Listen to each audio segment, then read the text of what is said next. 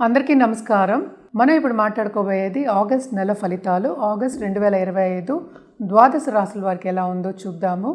ఎప్పుడూలాగే ముందు మనం మాట్లాడుకునేది గోచార రీత్యా. గోచార రీత్యానే ఈ ఫలితాలు చెప్పుకోవడం అనేది జరుగుతుందన్నమాట. సో ఏ గ్రహాలు ఏ రాశిలో ఉన్నాయో చూద్దాం ఫస్ట్. ఎప్పుడూలాగే ఫస్ట్ మనం మాట్లాడుకునేది శనీశ్వరుడు గురించి. శనీశ్వరుడు అందరికీ తెలుసు, రిట్రోగ్రేషన్ మోషన్లో ఉన్నారు. ఆయన ప్రస్తుతం మీనరాశిలో ఉన్నారు. టిల్ నవంబర్ ఎండ్ వరకు ఆయన రిట్రోగ్రేషన్లో ఉన్నారు. లాస్ట్ మంత్ రిట్రోగ్రేషన్ స్టార్ట్ అయిందనమాట. దాని తర్వాత మనం మాట్లాడుకునేది శుక్రుడు గురించి. శుక్రుడు towards end of last month ఆయనేమో మిథునానికి వెళ్ళారు. 21 ఆగస్ట్ కల్లా కర్కాటకానికి దిగుతున్నారనమాట. అలాగే మనం చూసాము అంటే మిథునంలో మనకి జూపిటర్ ఉన్నారు, అంటే గురు ఉన్నారనమాట. అక్కడ గురు ఇక్కడే ఉంటున్నారు ఈ నెల అంతాను. ఆయన కంబషన్ నుంచి బయటకు వచ్చారు అండ్ ఆల్సో ఫుల్ పవర్తో ఉన్నారు. సన్ కూడా ఏంటంటే కర్కాటకానికి వచ్చేసారు. సింహానికి 17 ఆగస్ట్కి దిగుతున్నారనమాట. మెర్కురీ ఏమో ప్రస్తుతం కర్కాటకంలోనే ఉన్నారు. Towards end of this month August 30కి మనకేమో సింహానికి వస్తున్నారనమాట. సింహంలో ఏమో కేతు ఉన్నారు. అలాగే సో మార్స్ ఏమో మనకి ప్రస్తుతం కన్యలో ఉన్నారు. 28 జూలైకి దిగారనమాట. ఈ నెల అంతా ఇందులోనే ఉంటున్నారు. రాహు ఏమో కుంభంలో ఉన్నారు. ఇప్పుడు అన్నీ మనం చూసాం కదా. ఈ గోచార రీత్యానే మనం చెప్పుకోవాల్సి వస్తుంది. అంటే ఏంటంటే ద్వాదశ రాశి వాళ్ళకి ఫలితాలు ఎలా ఉన్నాయో చెప్పుకోవాల్సి వస్తుంది. ఇవన్నీ చూస్తే ఏంటంటే ఈ 9 గ్రహాలు మనం మాట్లాడుకునేది 8 గ్రహాలు. మూనేమో యాక్చువల్గా 2 రోజులకు ఒకసారి మారుతూ ఉంటారు, అంటే ఒక నక్షత్రంలో మారుతూ ఉంటారనమాట. సో ఒక రాశి మనం చెప్పినప్పటికీ 3 రోజులు 4 రోజులు కూడా అవ్వచ్చు. సో మనం ఎక్కువ మూన్ గురించి మనం ఎక్కువ మాట్లాడట్లేదు, అంటే చంద్రుడి గురించి.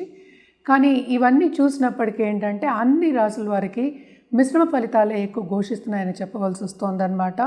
ఎందుకంటే అంత మంచి పరిస్థితి లేదంటే శని రిట్రోగ్రేషన్ ఒకటి, అలాగే ఏంటంటే మెర్కురీ ఏమో కంబషన్ కూడా అవుతోంది. ఆయన ఆగస్ట్ 9 కంబషన్ నుంచి బయటకు వస్తున్నారనమాట. సో ఆగస్ట్ 11 రిట్రోగ్రేషన్ నుంచి బయటకు వస్తున్నారు. సో ఇవన్నీ చూసినప్పటికీ కొంతవరకు ఏంటంటే అన్ని రాశుల వారికి మిశ్రమ ఫలితాలు ఘోషిస్తున్నాయి. అంటే కొన్ని ఇబ్బందులు తప్పవు, అలాగే కొన్ని రాశుల వారికి చాలా బాగుంటుందని చెప్పడం జరుగుతోంది.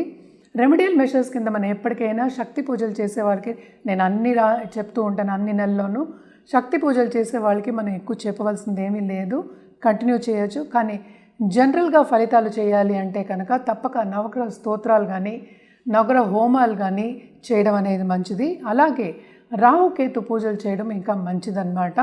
ఎందుకని అంటే రాహుకేతు ఎప్పటికైనా ఇబ్బంది పెడుతూ ఉంటారు.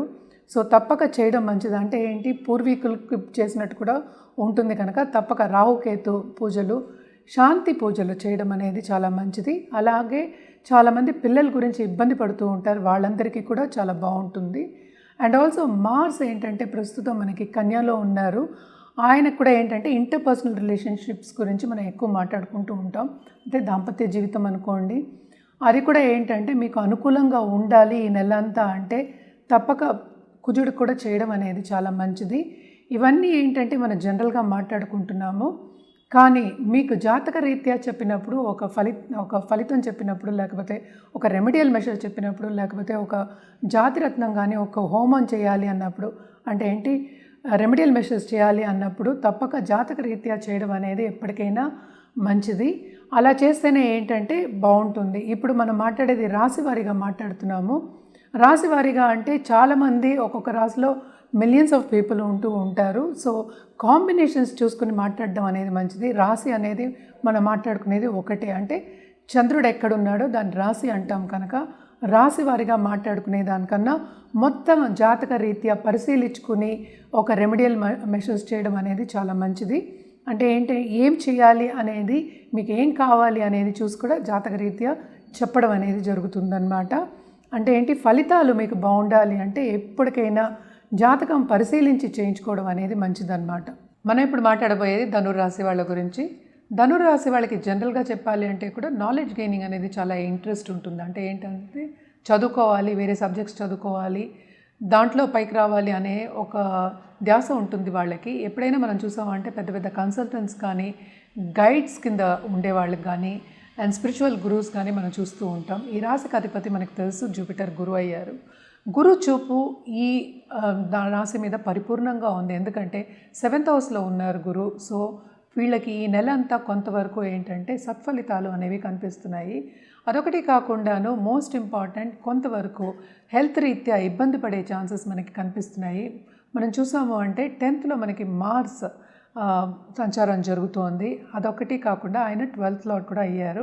సో తప్పక ఏంటంటే దూరపు దేశంలో ఉన్న వాళ్ళకి కానీ అక్కడ సెటిల్ అయిన వాళ్ళకి కానీ బాగుంటుంది. ఇక్కడ ఉన్న వాళ్ళకి కొంతవరకు ఇబ్బందులు పడే ఛాన్సెస్ మనకి కనిపిస్తున్నాయి. అలాగే ఉద్యోగ రీత్యా ట్రావెలింగ్ కానీ లేకపోతే ఒక డిపార్ట్మెంట్ నుంచి ఇంకో డిపార్ట్మెంట్ మారడం కానీ దాని మూలాన్ని శ్రమపడడం కానీ చాలా ఎక్కువ కనిపిస్తోంది. కొంతమందికి ఉద్యోగ రీత్యా పని ఏమీ లేకుండా ఇంట్లో కూర్చోవలసిన పరిస్థితి కూడా మనకి కనిపిస్తోంది. అదొకటి కాకుండా గురుచూపు ఉంది కనుక, బ్లెస్సింగ్ ఉంది కనుక తప్పక ఏంటంటే నిరుద్యోగులకి ఉద్యోగ అవకాశాలు, ఇంటర్వ్యూస్ వచ్చే ఛాన్సెస్ మనకి కనిపిస్తున్నాయి అన్నమాట. అండ్ ఆల్సో మనం చూసామంటే 7th లార్డ్ 8th పడున్నారు. సో తప్పక పార్ట్నర్షిప్ బిజినెస్లో కొంతవరకు ఎడబాటు రావడం కానీ, ఎడబాటు అంటే ఆబ్స్టకల్స్ రావడం కానీ, పార్ట్నర్స్తో విభేదాలు రావడం కానీ మనకి కనిపిస్తున్నాయి అన్నమాట. బట్ ఇంట్లో మాత్రం శుభకార్యాలు అయ్యే ఛాన్సెస్ ఎక్కువ కనిపిస్తున్నాయి. శుభ ఖర్చులు కనిపిస్తున్నాయి. దూపురా ఖర్చులు కొంతవరకు తక్కువ కనిపిస్తున్నాయి అన్నమాట. అండ్ ఆల్సో ఫైనాన్షియల్ ప్లానింగ్ చేసుకోవడం అనేది వెరీ ఇంపార్టెంట్.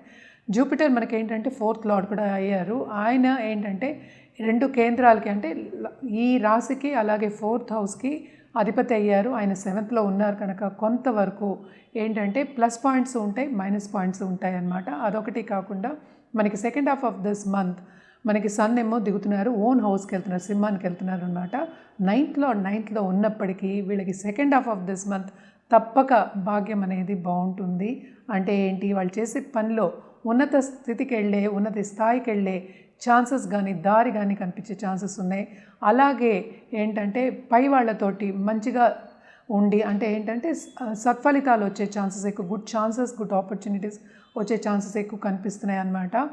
మంచి వ్యక్తులతో పరిచయం ఏర్పడి అలాగే వాళ్ళ మూలాన్ని పైకి వెళ్ళడం కానీ, ఆపర్చునిటీస్ కానీ వచ్చే ఛాన్సెస్ ఎక్కువ కనిపిస్తున్నాయి. తప్పక బిజినెస్లో ఉన్న వాళ్ళకి చాలా బాగుంటుంది అని చెప్పాలన్నమాట. పార్ట్నర్షిప్ బిజినెస్లో ఉన్న వాళ్ళకి కొంతవరకు ఇబ్బందులు వచ్చేప్పటికీ కూడా బాగానే ఉంటుంది second half of this month అని చెప్పాలి. ఎందుకంటే కేతు కూడానే ఉన్నారు. అందుకని కొంతవరకు ఏంటంటే సడన్గా డబ్బు వచ్చే సూచనలు కనిపిస్తున్నాయి. అదే పనిగా డబ్బు ఖర్చు అయ్యే ఛాన్సెస్ కూడా ఎక్కువ కనిపిస్తున్నాయి అన్నమాట. ఇందాక చెప్పినట్టు హెల్త్ కొంతవరకు సెన్సిటివ్ అవుతుంది. తప్పక ఏంటంటే స్పెషలిస్ట్ని సంప్రదించడం అనేది very very important. And also మనం చూసాము అంటే 11th లార్డ్ కూడా సంచారం మనకి 7th అవుతోంది కనుక తప్పక వీళ్ళకి లాభం అనేది second half of this month చేకూరుతుందన్నమాట. అండ్ ఆల్సో ఏంటంటే చదువుకునే వాళ్ళకి, ఎస్పెషలీ ఇప్పుడు ఇన్స్టిట్యూషన్స్లో ఉన్న వాళ్ళకి, ఇన్స్టిట్యూషన్స్ నడిపే వాళ్ళందరికీ చాలా బాగుంటుంది. రాబడి కూడా ఎక్కువ అవుతుంది second half of this month. వీళ్ళు పరిహారాల విషయానికి వస్తే కనుక తప్పక వీళ్ళు ఫస్ట్ జూపిటర్ కాళ్ళు పట్టుకోవాల్సిందే. అలాగే ఏంటంటే ఏ గురువు అయినా సరే తప్పక గురుని సందర్శించుకోవడం, గురు పూజ చేయడం చాలా మంచిది. గురు జపం చేయడం కూడా చాలా మంచిదే అన్నమాట. అంటే ఏంటి, మనం షార్ట్ టర్మ్కే మనం మాట్లాడుకుంటున్నాం. సో ఇది కూడా ఒక థర్స్డే వెళ్ళి సందర్శించుకుంటే, గుడికి వెళ్ళి సందర్శించుకుని మీ పేరు మీద పూజ చేసుకుంటే చాలా మంచిది. కానీ మనం ఎప్పటికైనా చెప్పేది ఏంటి, తల్లి కూడా మనకి మొదటి గురువే. ఏ గురువైనా గౌరవించడం చాలా మంచిది. అదొకటి కాకుండా ఒక బ్రాహ్మణునికి, నిండు బ్రాహ్మణునికి అంటే ఏంటి, బాగా చదువుకున్న ఒక బ్రాహ్మణునికి వాయనం ఇవ్వడం థర్స్డే మంచిది. సో ఇవన్నీ చేసుకున్నప్పటికీ మీకు ఇంకా బాగుంటుంది.